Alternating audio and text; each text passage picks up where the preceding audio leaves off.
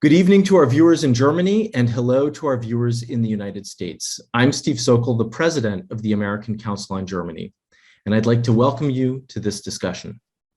As we all know, Germany's federal election last September led to a new three-party governing coalition led by the Social Democrats together with the Greens and the Liberal Free Democrats, as well as the formation of the 20th German Bundestag. Not even 100 days into office, the executive and legislative branches of government face a number of complex domestic and foreign policy challenges, ranging from the pandemic response and economic recovery to tensions with Russia over Ukraine. I'm delighted to be joined by three Bundestag members who represent the parties in the governing coalition. We're joined today by Dorothee Martin of the SPD, Frank Müller-Rosentritt of the FDP, and Dr. Konstantin von Notz of the Greens. A herzlich willkommen to all of you, and many thanks for joining us today. So I'd like to start by asking each of you to share with us very briefly what you see as the greatest challenges facing Germany today and in the near term. And Dorothee Martin, why don't we start with you? So thank you for having me. I'm really happy to be here this evening. I think the greatest challenge for the country and for us as politicians is to execute our coalition treaty, and especially this huge process and the aims of transformation we all have, transformation in terms of energy, of climate change, in terms of transportation infrastructure. So this is my field of work. And that's a huge challenge to execute, to implement our goals we have in our coalition treaty, because we set the framework on the federal level. We provide the money and the budget, but it has to work on the local level as well. And that's very challenging, but very exciting as well.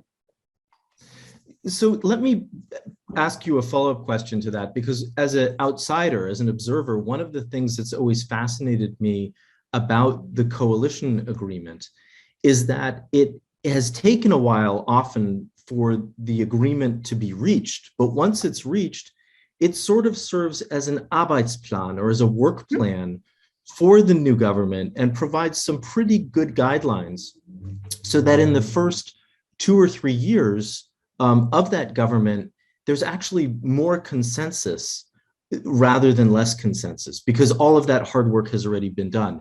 And yet, listening to you, it sounds as if this is a top priority, but also a major challenge, making sure that the coalition agreement is adhered to.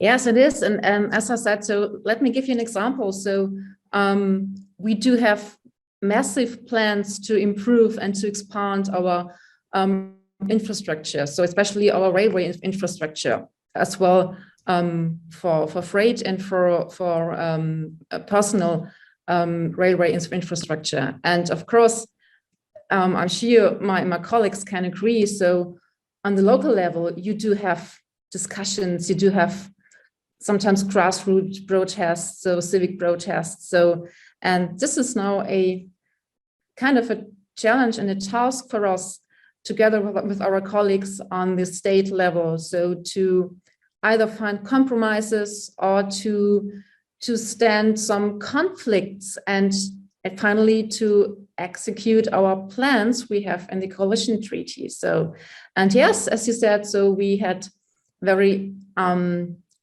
tough negotiations, but we do have good compromises between the three parties with three different focuses for sure.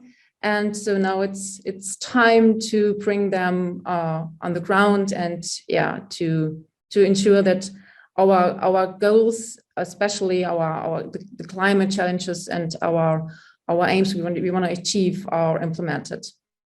Mm-hmm. Thank you. I'd now like to go to Konstantin von Notz, who unfortunately has to leave us in about 15 minutes because of the hectic schedule. But I'd like to pose the same question to you of what you see as the most pressing challenges facing Germany right now. Well, Steve, thanks a lot for having us, and thanks to everybody for the interest on our traffic light coalition. Now, of course, we are facing major problems and things that everybody is facing right now. We have to fight against climate change, and we have a very hard and difficult crisis in Ukraine, and so on. But so I don't repeat everything said. Let me highlight something more, basic or overall a problem inspired by a very good podcast I listened to the last weekend, The Perfect Storm by the BBC. I don't know who listened to that. It's an extraordinary piece of information about the problem of finding or having a common ground of information or knowledge or understanding in Western societies.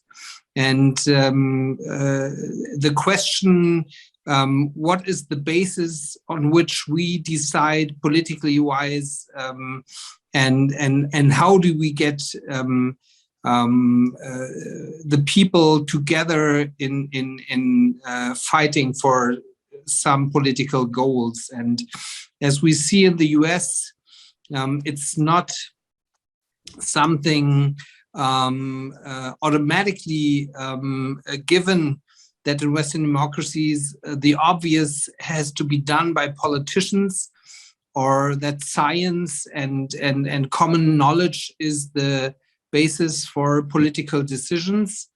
So we have I think, a very tough task to fight for this common ground on information and knowledge on what we have to base our political decisions on, and take the society with those decisions we are trying to achieve. And I think that's, of course, for Germany, but I'd say that's the biggest challenge for the democracies, Western type, die Demokratien westlichen Typs, as you would have said 25 years ago. That's something besides all the Ukraine and climate changes and so on problems, what we really have to be working on, and not only the coalition, but the democratic opposition as well. Mm-hmm. And I know that this is a topic that you're very passionate about, and that keeps you awake at night, because it's something that some of our ACG viewers have had a chance to hear from you about before, sort of a waning appreciation of democratic institutions and practices in Western democracies, and a need to shore that up. So when you talk about this need for better information, how do you as a politician, or how do you as politicians try to make sure that the public is informed, so that they are able to make good decisions? Well, I think it's not a one answer solution to this very difficult questions, because there's not one and only reason that is causing the problems that we have, because of course it has to do with transformation and disruption and the internet and the end of history and all those things mixed together to a time of insecurity for many people. So there's not one answer to it, but something we learned in Germany after the Second World War and the very horrifying Nazi regime time in this country and the Shoah and so on, is that you need independent, well-financed journalism that is actually able to inform the bright people in your country, not only driven by capitalistic interests, but with a solid financial basis, doing actually good journalism.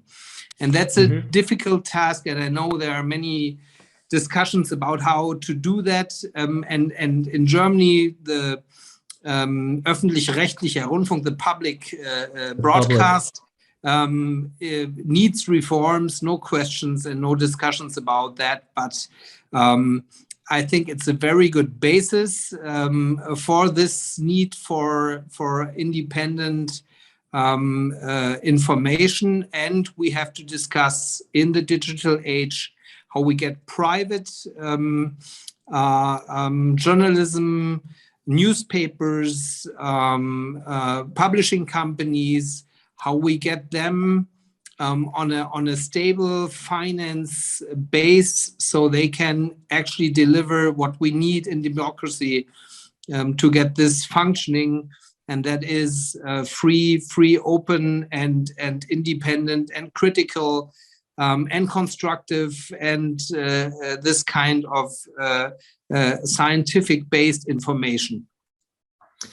Thank you. Thanks for that. Frank Müller-Rosentritt, you've been listening attentively as both Dorothee Martin and Konstantin von Notz have shared some of their high-level challenges facing Germany at the moment. What are your thoughts? Yes, I think everybody is totally right. I can underline every sentence, but I want to add something. I think the borders have disappeared in Europe, and also not only the borders, also the borders from the heads. And so I think all challenges, all issues are also the issues of our partners in Europe, friends and neighbors. So there are not single German challenges. All challenges we face are challenges of the EU completely. And we have to know this if you speak about German challenges. Of course, we have a lot of big topics. You know it. The pandemic control worldwide, trying to affording vaccines, medicines, and supplies, of course. Then now unbelievable that we have threats of war and declarations of war. And so we have to strengthen cooperation and consensus with our partners to have solutions for this, because this is it's not only science fiction. This is real troops. 120,000 soldiers are waiting on the Russian side, and this is middle in Europe. Then, of course, we have to stabilize the economy. Then we are faced to rising China, the Communist Party in China, and so we come from a multipolar world to bipolar world in the East-West between the Cold War. Then we thought we can solve all our issues in the multilateral world, like our United Nations and so on. And now we are going back to multipolar world. And right now, because we have a reunification between Russia and China and the communist parties in the world, and so we are going to a new bipolar world. And so I think this is a massive challenge of fake news, challenge of people. They want to change the rules, and I think we all, so the US, UK, and the EU, and our liberal partners in the world, we have to say we have to realize that the history is not always on the side of freedom and liberal democracy. We have to fight therefore every day, and now is the time to come together and stay on the side on liberal democracies, on the side of freedom, because without fighting therefore every day, we get lost control, and the Communist Party in Russia and China will take over their brutal authoritarian norms in the world, and we cannot accept So this. let me ask you one quick follow-up to that, and that Yes. is, because I think you did a great job of tying together some of the national concerns, which are obviously European concerns and indeed global concerns when thinking about pandemic recovery, when thinking about energy, climate, and the economy, but also some of the foreign policy concerns, like the challenge that is posed by both Russia and by China. To what degree at the moment is the potential conflict with Russia and the tensions over Ukraine overshadowing other policy issues? Obviously, it's a stress test for the new German government, but is that the only thing that people are talking about, or are they talking about these other issues as well? No, the people talk. Of course, they talk about the situation in the Ukraine, of course, but the people talking also about the vaccination status, how long you are recover or not, and the people talk about big changing process, especially in Eastern Germany, because 30 years ago they had a massive change in their life. Over more than 90% of the people lost their jobs and get a new job. And now, especially in the area like in Saxony, where a lot of automotive companies are situated, and we decided to come from, we want to move to electricity. Then people think they will lost job again. So of course, yes, we have a lot of other discussion on the ground, but Ukraine and China, yes. Thank you. Let me bring Konstantin von Notz in one more time before he has to leave us. And I have a question that I'd like all three of you to talk a little bit about, which is sort of the inner workings between the parties. Any coalition government is challenging, but particularly, as you noted, Konstantin, the Ampel of the three parties might be even more complex because it has a number of different views that are represented in the government, and also within each coalition partner, there is a diversity of voices. How has it been a few months in, working in various committees, in Ausschüsse, within your party, but also with the coalition partners and the opposition? You're on mute.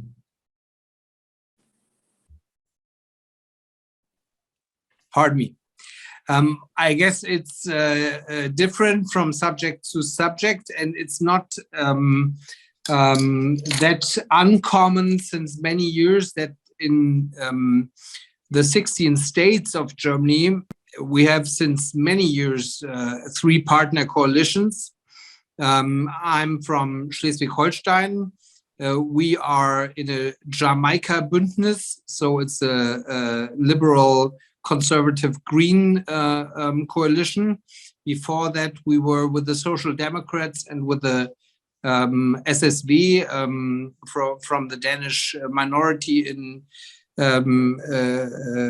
Schleswig-Holstein in a coalition. So I'd say it's to get three partners together, it's work, but it's not that uncommon. In those topics I'm very much involved in, the home affairs subjects and Rechtspolitik, jurisdictional questions in any ways. We are very close to the Liberal Party in many questions, traditionally wise. On the other hand, in questions of mobility, of how to organize cars, planes, trains, and the public transportation service. I'd say the Greens are trying to go in a direction where both partners we are with in this coalition are more skeptical than we are to many things. So I think it varies from subject to subject. But I'd say after 16 years of the Conservatives being in charge in this country, there is a need of change, new kind of discussions, putting some progress to many subjects that were just on hold for the last 15 years. So I think what ties us together is the need of reforming the digitalization, looking at the question of the rule of law in the digital age, and trying to get a modern and functioning and human rights wise equalized way of looking to the subject of family and so on. So there are many topics that bind us together, and so I think if those three partners trust each other and don't give up their own profiles, but are searching for the things that actually are a common ground between us, we can do pretty good governance and bring the country forward. Well, Konstantin von Notz, I want to thank you for that for a number of reasons, but just two of them off the bat. One is thank you for raising the issue of rule of law in the digital age, because I think the topic of a social contract and the rule of law in the digital age is an incredibly important one, and it's one that I would like to come back to at some further date. But the other reason why I want to thank you is for bringing up mobility, because you provided a perfect segue for me to come back to Dorothee Martin, who I saw smiling as you were talking about the Green Party's position on mobility. And maybe, Dorothee, let me piece two things together. One is, of course, you're the SPD's spokesperson on transportation. And so I'd be interested in your thoughts on some of the mobility comments that Konstantin just made and the path forward. But before you dig into that, I'd like to ask you, in your committee that focuses on transportation, what's the collaboration like with the coalition partners, but also with the opposition? And now you're on mute. It's just year 2 in Corona digital conversations, No, it happens to all of us. So first of all, our cooperation, especially in our coalition, is very good. For sure, as Konstantin and Frank said, we come from different parties with different backgrounds and different cultures, maybe as well. So I think especially the discussion culture within the Green Party is slightly different from the discussion culture maybe in the FDP or Social Democratic Party. But the most important word Konstantin just said was trust. And this is the spirit of this coalition. right now, and it was the spirit from the very first beginning of the negotiations. It was very trustful. There was the negotiations were very hard, so especially in my kind of work, but also I'm sure that Konstantin, you negotiated which kind of part of the coalition treaty? I don't know. Foreign policy. Foreign policy. No. Okay. Yeah. No. Inner Innen- und Rechtspolitik. Ah, okay. Good. Yeah. So domestic security. No, Very I negotiated foreign policy. Okay, good. So very, very hard topics as well. But as you know, Stephen, there were no rumors, so no information giving out to the press. So, and this was this atmosphere of trust. So that gave us a very good start in this new coalition with this 3 different partners and parties. So, and this is like a guideline in my committee and in our work, everyday work. And so until now, I can say it's really good. For sure, we do have different views to specific topics, but so we always could find good compromises until this point, so and this stage.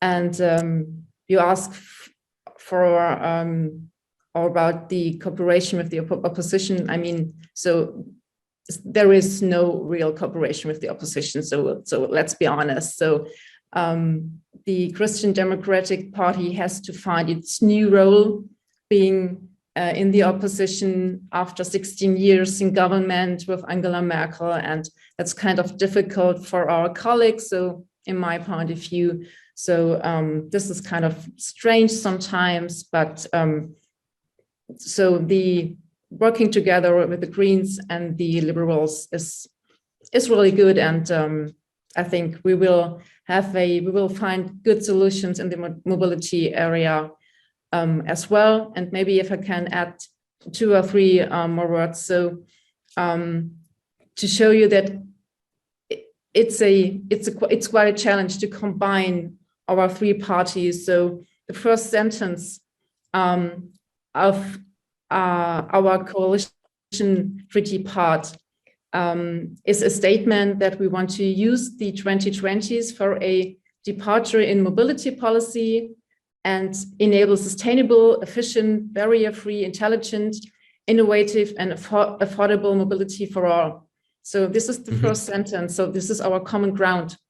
And it took us, I think, 3 days to find a compromise and to find the specific words and expressions for this common ground sentence. So, but this is our basis and our basic words for our cooperation in the mobility area. And as a quick follow-up to that, in terms of sort of moving the agenda forward, obviously in the area of transportation, the need to cooperate between the federal level and the state and local level is extremely important, as you said at the outset, in terms of implementing the coalition agreement. So in your area of expertise and of focus, namely transportation, is there any low-hanging fruit? Are there any things that you hope to be able to introduce and implement very quickly to show some successes of this new coalition government?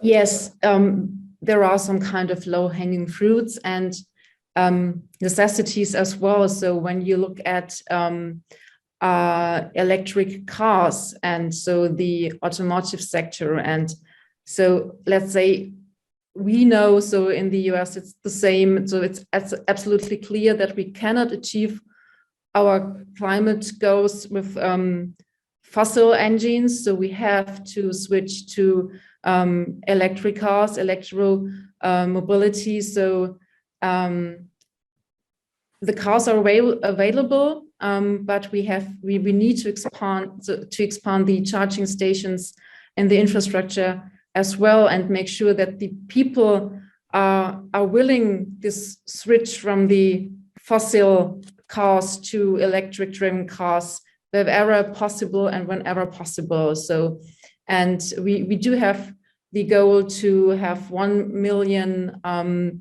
charging stations in Germany by the end of or by 2030. And so this is kind of a low-hanging fruit, but this is also a very strict schedule we have to follow right now to achieve this goal. Yeah. Okay, thank you. So it makes sense to go back to Frank now, especially given that he's sitting on a train as we talk about infrastructure and transportation. And Frank, I guess, I'd be interested in hearing your thoughts about the infrastructure needs, particularly in Eastern Germany. You represent the state of Saxony in the Bundestag. We're now more than 30 years past German unification. Is infrastructure one of the top issues for people in the East as well? Yes, definitely, because infrastructure connect people, and so it's one of the most important thing if you want to take part on economic increase process. You have to be connected. So this is very important. And if you see from my hometown, for example, Chemnitz have more than 250,000 inhabitants and have no railway station for ICE, our intercity express. So that's unacceptable. And so we want to fight, therefore, with every partners in the coalition, that we have that we can bring this city, the third biggest city in Eastern Germany, to bring it on the ICE in Leipzig, for example. So that's very important. Then, as is if you have very close airports, of course you can get more international companies founding in their region. So we see it in big areas like Berlin or in Frankfurt. This around airports, you're getting hubs. You get innovation hubs because it's very easy to import foreign employees, researchers. It's very easy to live in, for example, Breslau and Wrocław, Poland, and come for working to Leipzig and go back on the weekend, for example. And so we have to connect the people, not only in Germany, we have also to connect the people much more with other countries surrounded us. Saxony is surrounded by Czech Republic, by Poland, and it's and you cannot drive from Chemnitz or from Leipzig directly to Prague. So, for example, we have big cities, and in these cities, 500,000 inhabitants in Saxony, and and Prague is much closer than Berlin, but it's amazing how long you take to this Czech Republic capital or to Wrocław, Breslau. It's also a city with nearby 1 million inhabitants, and it's very close to Dresden, for example. And we have to find a triangle between Poland, Czech Republic, and Germany, much more than we do it. I think we think in this region very national. And we have to open our eyes to the international chances, of course. And so, and one of our chances is to connect us much more with our neighbors and with our with the capital and others with other cities. There was in the former times we have very great connections. For example, from our hometown Chemnitz to Munich, there was. Before the GDR time, we have a 2.5 hour ride by train, but the Communist Party, the Soviet, took every rails as a reputation for the Second World War, and the Communist Party also left everything way, and so we have a very bad infrastructure for railway, but we have very good streets. And our streets are much more better than in Western Germany because they are new, because every street is built new 30 years ago. And so it's a very big topic, infrastructure, yes. But it is an interesting mix between what infrastructure is necessary in Eastern Germany and what already exists, and how that compares with Western Germany as well. But I think what I'm hearing, all three of you say is how important it is to address these issues on a local, a state, a national, but also a European level. And so, in the interest of time, since I know that both of you are very busy, and I know that you, Dorothee, have another meeting that you have to go to, I'd like to maybe ask each of you the same question as kind of a closing question, which is, there were a number of topics during the election campaign, like infrastructure, but also housing and energy and digitalization, that played a very important role, certainly in the debates between the chancellor candidates, but also the campaigning of many Bundestag members in the run-up to the election.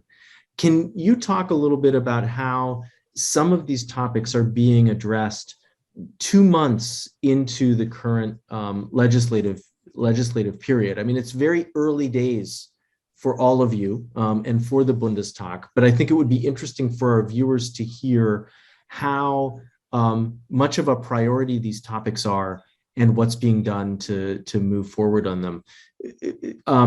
Dorothee, maybe you could go first, and then we'll come back to Frank.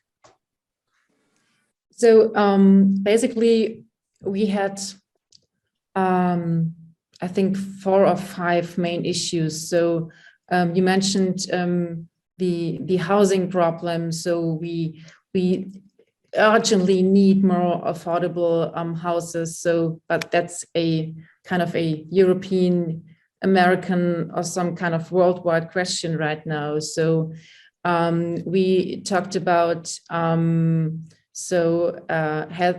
to improve our healthcare system, especially, or even our German healthcare system, which is rather good. So compared to the US healthcare system, so we talked about the pensions, and we talked about, so coming back to infrastructure, about the need to speed up planning and approval processes and legislation and procedures. So Germany is way too slow in all those kind of processes, and we do have long court proceedings. So to give you an example, so in Hamburg, my hometown, there is a new subway. Okay, so no new subway line between Hamburg and so Schleswig-Holstein. So, and it took us 20 years to end the planning and to have the groundbreaking ceremony. So 20 years. So that's ridiculous. And I mean, we're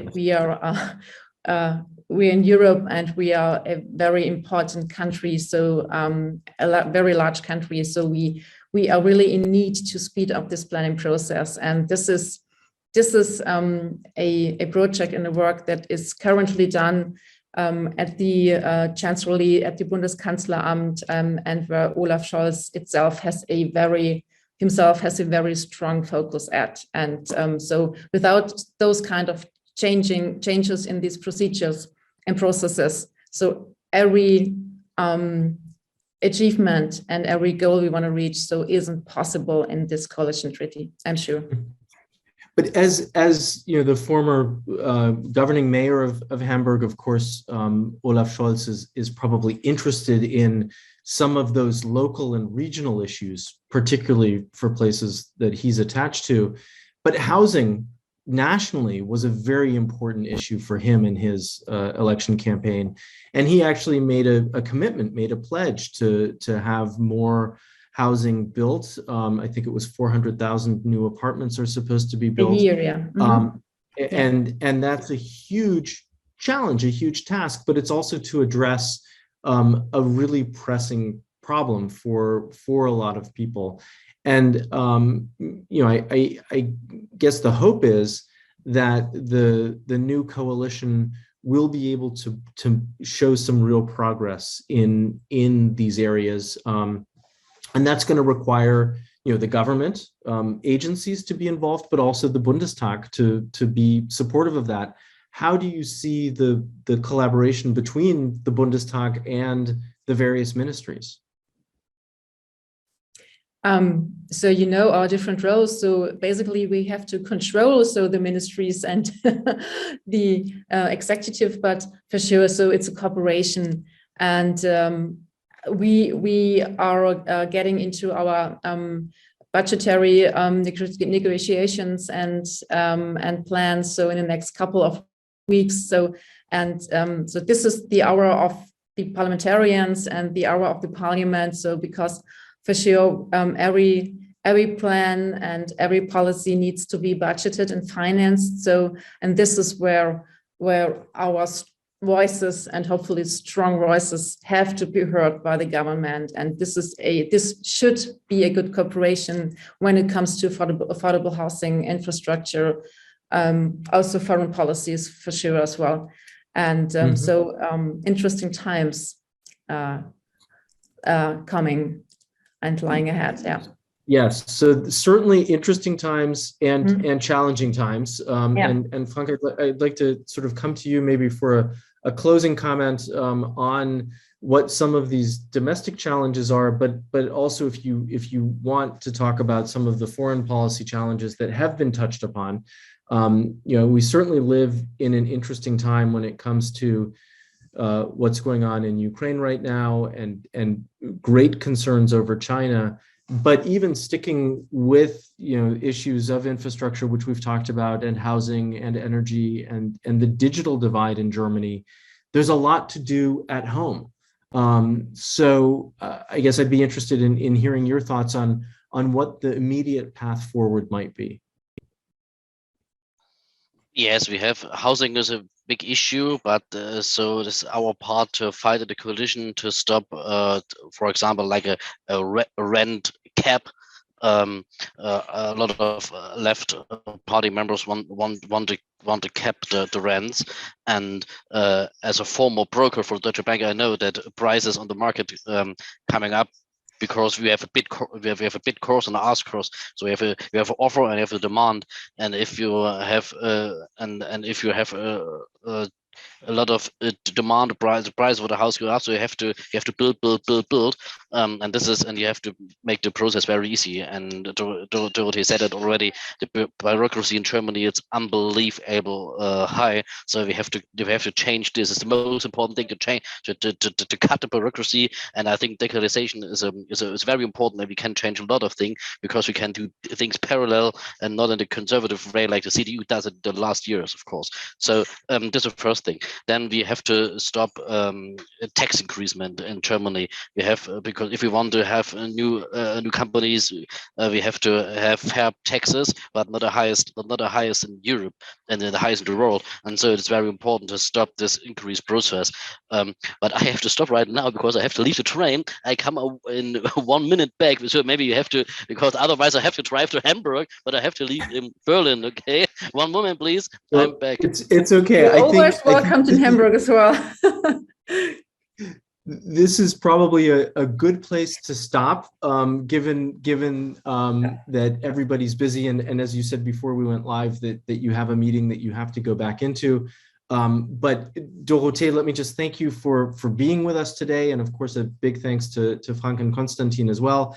I hope that we find other occasions to continue the conversation, but this has been a great discussion about some of the issues that the new Bundestag is facing. So thank you for joining us today. Thank you for having me. So, and I will be in the United States in March. We'll be in DC and St. Louis and New Orleans.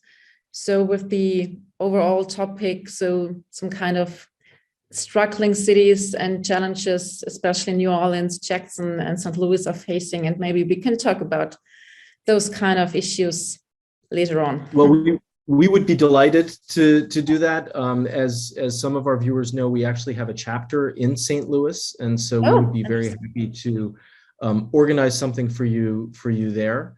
But I can be in touch with you separately about that. But let me just thank you both again for joining us today, and I look forward to continuing this conversation and to having other conversations with all of you. Yeah, thanks a lot for having us here. It was a very nice talk, and I'm sure Dorothee and me will come back again. Thanks for having us. I look forward to it. Take care. Bye-bye. Bye. Bye. Bye, Stephen.